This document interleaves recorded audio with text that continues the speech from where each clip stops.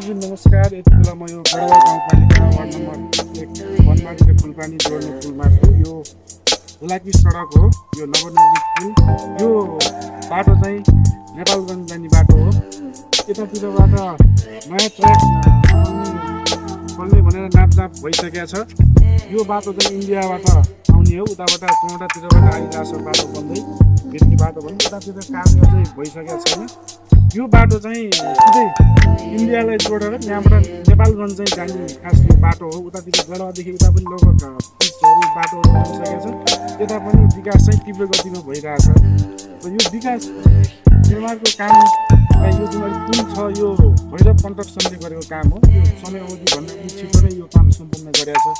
अहिले यो गढवाल गाउँपालिका वार्ड नम्बर 1 मा 3टा पुल सम्पन्न भइसकेको छ। एउटा बङ्गुरसित त्यो मलङ्गा जोड्ने, एउटा वनबाई फुलपानी जोड्ने, र अर्को योभन्दा अगाडि पत्रिका र जेठङ्गामा जोड्ने, र अर्को चाहिँ यहाँ बडगा र पत्रिका जोड्ने पुल चाहिँ सम्पन्न भइसकेको छ। 3वटा पुल भनेपछि यो यहाँका जनसमुदायहरूलाई रोडडोर गर्नको लागि निकै नै समस्याहरू हुने गर्थ्यो। पहिलो दिनहरूमा जुन बेला यो पुलहरू थिएन, बर्खाको बेलामा प्रायः जस्तो गयो, अझ हिँड्न चाहिँ अत्यन्तै गाह्रो हुन्थ्यो। यो खोला चाहिँ कुन बेला आउँछ भन्ने कुरा थाहै नहुन्थ्यो। बौरा खोला चाहिँ यस्तो खोला हो, माथि जङ्गलमा पानी परे मात्रै, हल्का पानी परे पनि यो खोला चाहिँ उर्लेर आउने गर्थ्यो।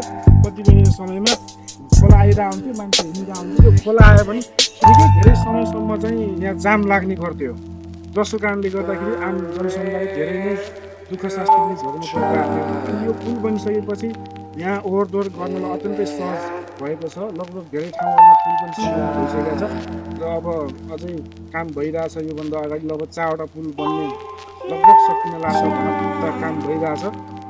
सो यो अत्यन्तै राम्रो काम हो, र यो ठाउँ अत्यन्तै सुन्दर रमणीय छ। यहाँ सबैलाई फुलपानीतिर कोही कतै घुम्न आउनुभयो भने यो ठाउँमा पनि आएर यसो फोटोसोटो सुट गर्नुभयो भने राम्रो लोकेसन छ यो फोटोसोटो सुट गर्नको लागि।